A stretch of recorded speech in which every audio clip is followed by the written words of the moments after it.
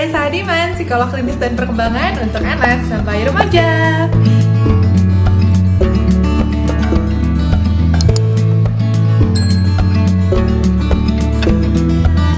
Nah, kali ini saya mau menjawab permintaan dari salah satu subscribers yang sudah sempat komen di video saya yang tentang FAQ seputar psikologi. Nah, jadi ada request untuk saya open chat. Jadi saya buka Q&A via Instagram, kemudian saya bahas di video YouTube ini. Nah, udah ada beberapa pertanyaan yang masuk dan kebetulan ada satu orang yang nanyanya cukup banyak. Jadi saya akan coba jawab, tapi mungkin gak semuanya bisa terjawab, gak apa-apa ya. Oke, jadi saya akan mulai dari pertanyaan yang paling pertama dulu, yaitu pertanyaan tentang kuliahnya gimana. Kuliahnya gimana? Oke, jadi kalau ditanya kuliahnya gimana, mungkin kalau S1 psikologi itu agak-agak mirip dengan S1 yang lain. Jadi kuliahnya itu ada yang sistemnya teori dulu dikasihnya dan juga ada prakteknya. Kalau nggak salah sih sekitar 70% atau 75% teori, sisanya praktek.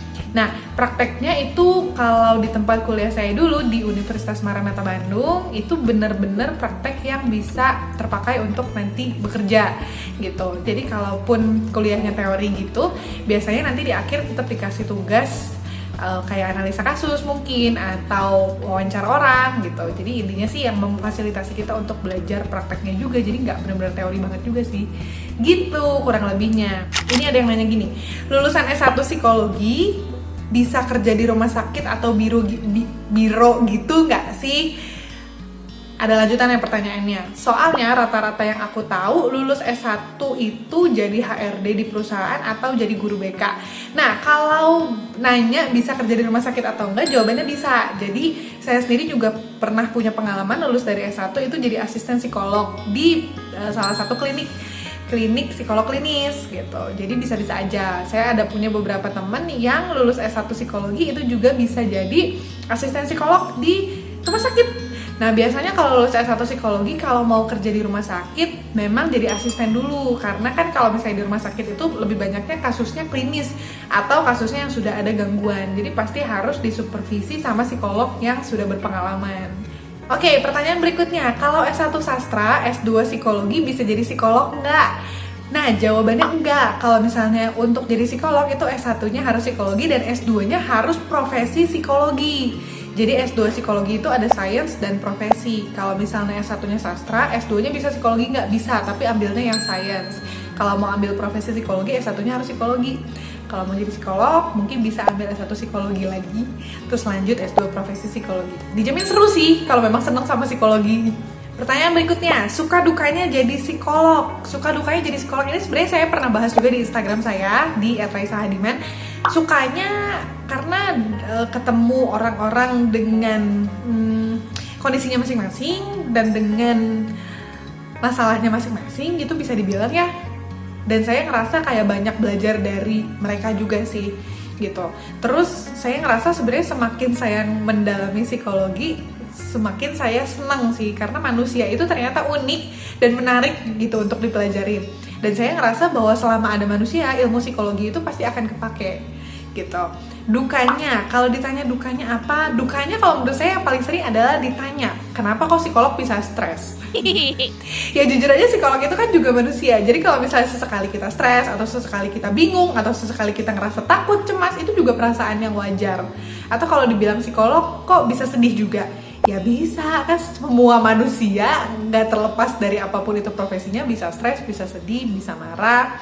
Mungkin yang membedakan cuma cara copingnya atau cara penanganannya. Beberapa psikolog sudah lebih terlatih untuk mengatasi perasaannya sendiri gitu. Oke, kemudian ada pertanyaan, kalau mau masuk ke jurusan psikologi ada tes enggak? Dan tesnya seperti apa? Jawabannya pasti ada tesnya. Kalau untuk masuk ke Universitas Maranatha, psikologi Universitas Maranatha, yaitu tempat kuliah saya dulu, tesnya itu ada psikotes dan juga ada wawancara, sama ada tes pengetahuan umumnya gitu. Tapi ada juga jalur yang dilihat dari raport gitu. Nah, kalau misalnya di universitas lain itu sebenarnya beda-beda sih, beda-beda kebijakannya. Mungkin bisa dicari tahu lebih lanjut untuk masing-masing universitas. Tapi setahu saya sih di semua universitas kalau mau masuk psikologi ada psikotesnya dulu. Kemudian untuk psikologi klinis kita bisa kerja di mana aja. Terus kalau mau jadi co-founder ya namanya itu gimana? Oke, untuk psikologi klinis kita bisa kerja di mana aja. Kalau lulusan S1 psikologi dan pengen ngambilnya ke klinis, kita bisa jadi asisten psikolog kayak di rumah sakit atau di biro gitu. Terus bisa juga kita ambil sertifikasi terapi dan kita bisa jadi terapis. Kalau kita ambil sertifikasi terapis ya. Kemudian bisa kerja di mana lagi? Sebenarnya psikolog klinis itu agak umum. Kalau lulusan S1 itu bisa agak umum. Jadi kerja dimanapun kayak jadi HRD, guru BK dan lain-lain itu bisa-bisa aja. Kayak saya nih, dulu waktu saya lulus S1 psikologi, saya punya pengalaman jadi guru BK dulu. Justru karena saya jadi guru BK, saya terpanggil untuk jadi psikolog anak dan remaja gitu. Tapi kalau mau fokus di klinis, mungkin bisa cari pengalaman di rumah sakit atau di biro. Jadi asisten psikolog dulu sebelum ngambil S2 profesi psikologi. Terus kalau mau jadi co-founder gimana? Sebenarnya co-founder itu adalah istilah yang menjelaskan kayak istilah ini ya, istilah di bisnis gitu mungkin ya, yang menjelaskan bahwa co-founder itu adalah seseorang yang mendampingi founder untuk mendirikan suatu usaha gitu intinya sih. Jadi co-founder itu sebenarnya bukan istilah di psikologi. Jadi itu sebenarnya adalah istilah bisnis gitu. Jadi kalau mau jadi co-founder caranya gimana? Jadi co-founder caranya ya cari partner yang bisa bareng-bareng buat ngebuka biro psikologi gitu. Atau sebenarnya kalau ngebuka usaha apapun juga bisa disebut co-founder sih. Jadi co-founder itu bukan istilah untuk spesifik psikologi aja gitu. Next, untuk jadi psikolog kan S2 ya. Nah, kuliah S2-nya itu berapa lama? Oke, kuliah S2-nya berapa lama? Saya pribadi kuliah S2-nya 3 tahun. Tapi ada beberapa universitas yang punya kebijakan dan kurikulum kuliahnya bisa 2,5 tahun.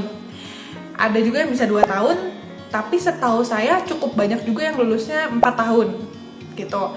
Nah, kenapa bisa beda-beda? Yang pertama mungkin ada perbedaan di kurikulumnya, yang kedua beda-beda juga bidangnya gitu. Ada yang ngambilnya di PIO, ada yang ngambilnya di pendidikan, ada yang ngambilnya di klinis dan lain-lain. Nah, itu masing-masing ada challenge-nya sendiri-sendiri dan mungkin itu yang bisa membedakan kenapa kok lulusnya nggak bareng gitu.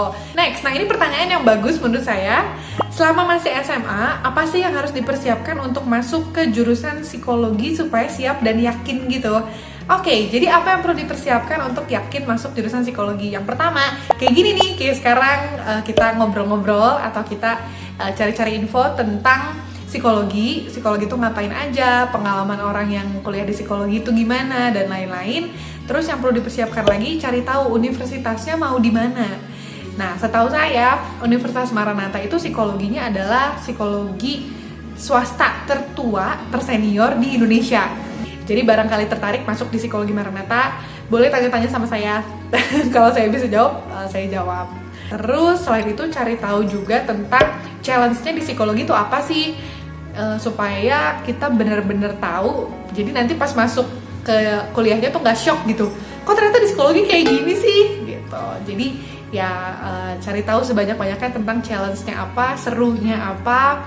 Terus kira-kira gimana ya cara kita buat ngatasin challenge-nya itu.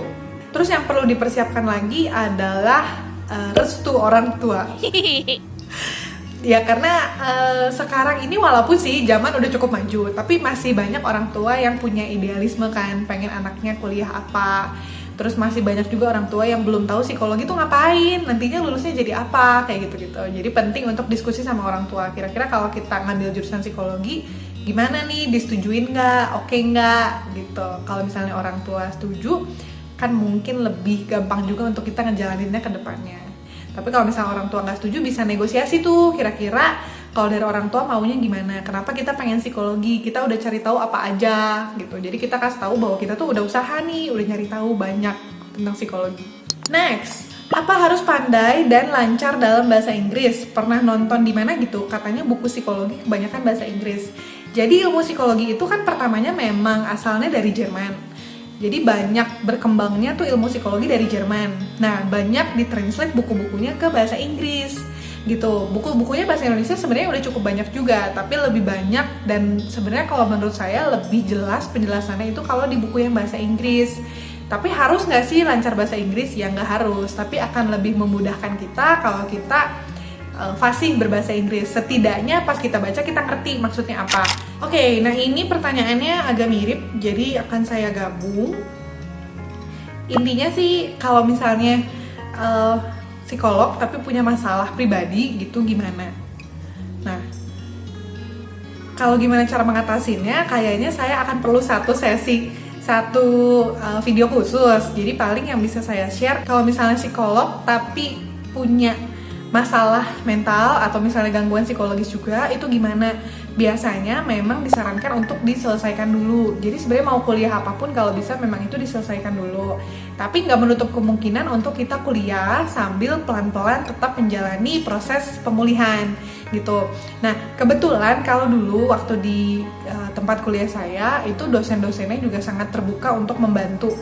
Jadi terutama waktu mau kuliah S2 itu biasanya kita difasilitasi dengan boleh konseling dulu sama dosen-dosen kita, dan kebetulan kan dosen-dosen kita psikolog juga gitu. Jadi kita dikasih kesempatan untuk konseling dulu untuk penyelesaian masalah dulu supaya kedepannya kita bisa menangani klien dengan lebih optimal gitu. Nah, terus ada juga yang share tentang ini, bahas tentang psikopat. Sebenarnya bahasan tentang psikopat ini memang menarik, tapi kalau saya jadi satu juga di video ini pasti nggak akan cukup. Jadi mungkin minggu depan saya bakal share tentang psikopat, terutama psikopat yang versi remaja. Nanti kita cari tahu sama-sama ya, kira-kira psikopat versi remaja kayak gimana tuh. Oke, kalau gitu sampai di sini dulu videonya. Mudah-mudahan bermanfaat untuk kamu yang masih pengen cari tahu lebih lanjut tentang psikologi. Untuk yang punya saran tentang topik-topik apa aja yang pengen dibahas tentang psikologi, boleh share di komen atau boleh juga DM saya di Instagram @raisahadiman. Kita ngobrol-ngobrol tentang psikologi dan topik-topik yang menarik untuk diobrolin. Jangan lupa juga boleh di follow Instagram Biro Psikologi saya di @personale.id. Dan untuk yang merasa video ini bermanfaat, boleh share kemanapun juga. Jangan lupa di subscribe channel ini supaya saya lebih semangat dan supaya channel ini bisa terus berkembang. Dan di like dan komen juga. Oke, kalau gitu sampai ketemu lagi. Bye!